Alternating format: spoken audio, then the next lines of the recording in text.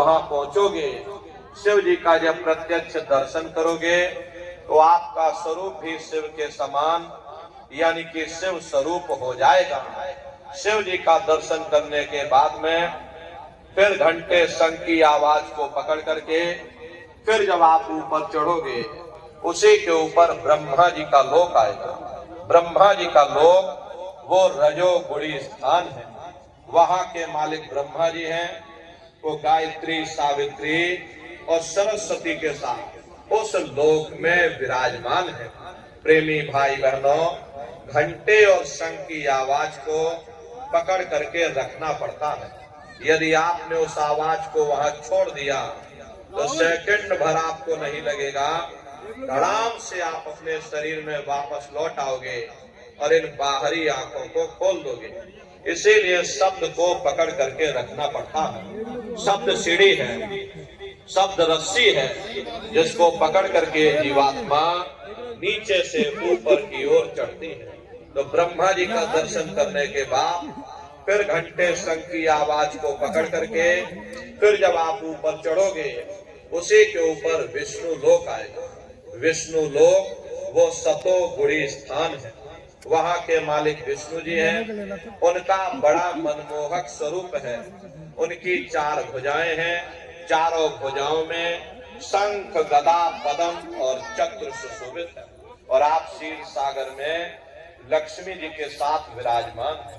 ये तीनों देवता ब्रह्मा, विष्णु और महादेव अपने अपने लोक में बैठ करके राज कर रहे हैं। एक रचयिता है जो हम जीवों को रचता है, एक पालनहार है जो हम जीवों को पालता है, एक संहार करता है जो हम जीवों को नष्ट कर देता है। एक का काम है शरीर को बनाना, एक का काम है शरीर की सुरक्षा करना और एक का काम है शरीर को नष्ट कर देना।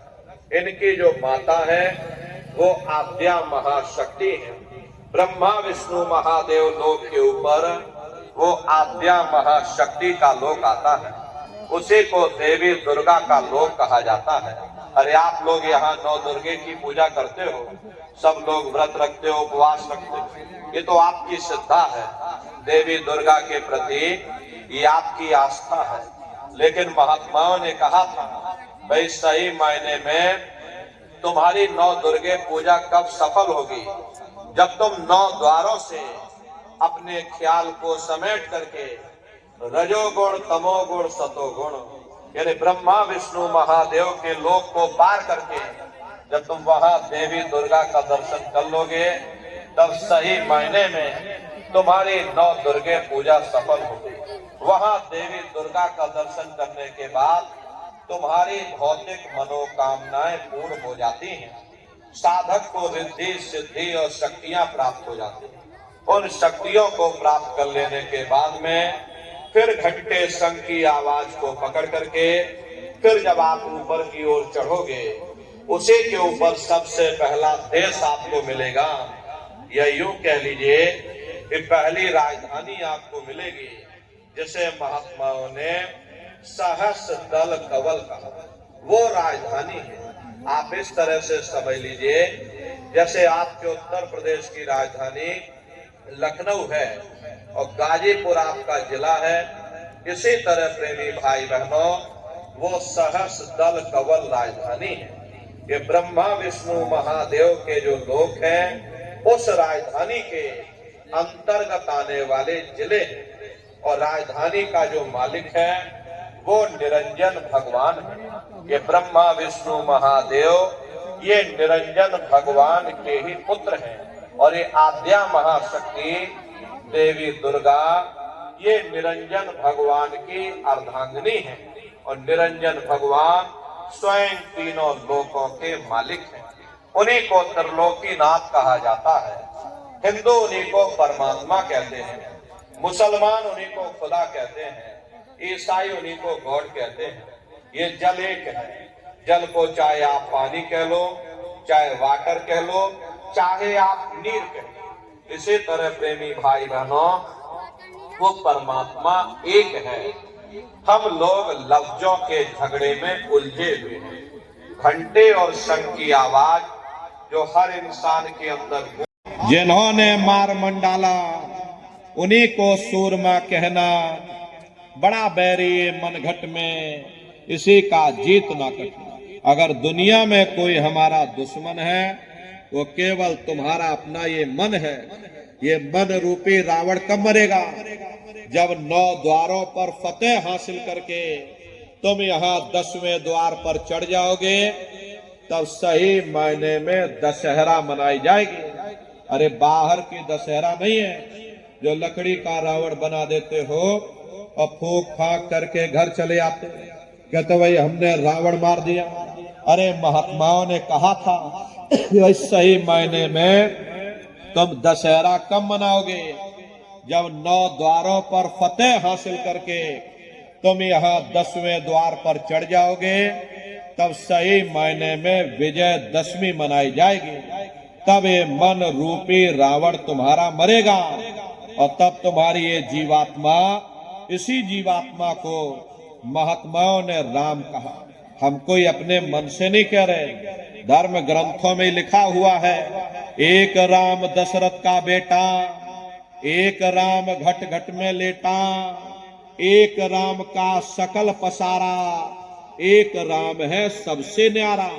एक वो राम है जो अयोध्या के वासी हैं और एक राम घट घट में लेटे, यानी हमारी आपकी ये जीवात्मा जो हर एक के अंदर मौजूद है। महात्माओं ने कहा भाई एक वो राम है और एक राम का सकल पसारा, यानी पहले स्थान के मालिक वो निरंजन भगवान जिनको दुनिया त्रिलोकीनाथ कहती है, जिनका ये पूरा पसारा, ये पूरा संसार है। महात्माओं ने कहा भाई एक वो राम है और एक राम है सबसे न्यारा, 5वें स्थान के मालिक वो सतपुरुष भगवान जो हमारे आपके सच्चे पिता हैं। महात्माओं ने कहा भाई एक वो राम है। तो महात्मा तो उस राम की महिमा गाते हैं। मोटी बात आप पकड़िए, तो भजन कैसे करोगे जरा अच्छी तरह समझ लो। ये आंख और कान को बंद करिएगा लेकिन मन को रोकिएगा, ऐसे समय पर तुम्हारा मन भागेगा। इसलिए मन को रोक करके आंख और कान को बंद कर लेना, ऊंचा ध्यान दे करके गौर से सुनिएगा। शुरू में सीटी जैसी आवाज आप सभी को सुनाई पड़ेगी।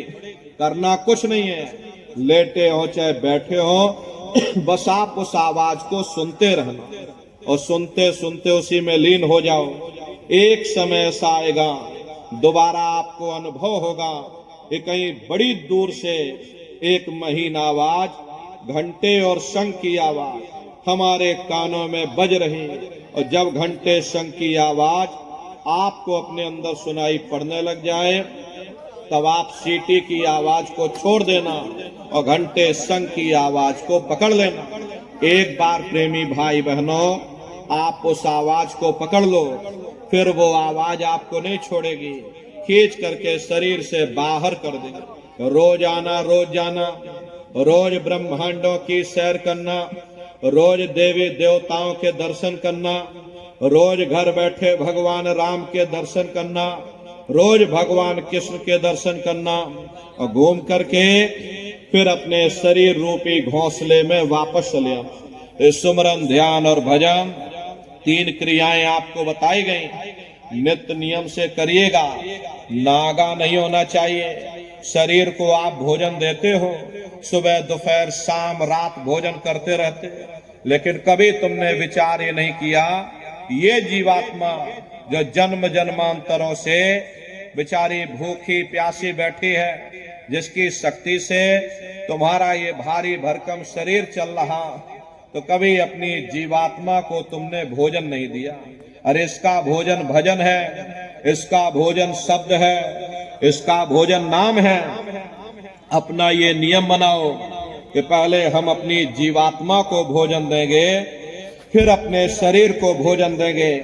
अगर ये नियम तुम्हारा बन गया तो तुम्हारा लोक भी बन जाएगा और तुम्हारा परलोक भी बन जाएगा। प्रेमी भाई बहनों, उस मालिक को पाने के लिए तुम्हें कोई घर बार नहीं छोड़ना है, तुम्हें कोई जात बिरादरी नहीं बदलनी है। ये जात पात के रगड़े झगड़े ये तुम्हारे अपने नहीं है, ये सिर्फ मन की खुराफात है। अरे आप अपनी बुद्धि से विचार करिए।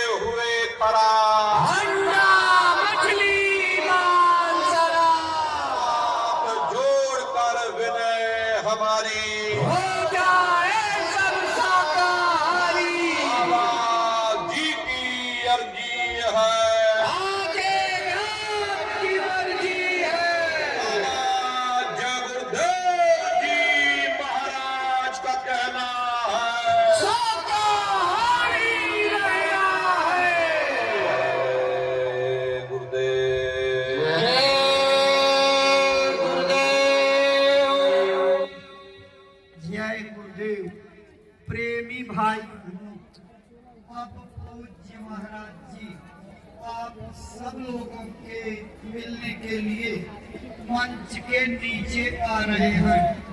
भाई लोग थोड़ा धीरज रखेंगे, पहले बहनों माताओं को मिलने का अवसर दे देंगे। माने माताएं ध्यान दें, यही लोहे की पाइप के सहारे चलते हुए आप बाईं तरफ गैलरी में पहुंच जाएंगे। वहां से दर्शन करने के लिए आइए। जब आप दर्शन करने के लिए आइए तो अपने कपड़े से, साड़ी या दुपट्टे से अपने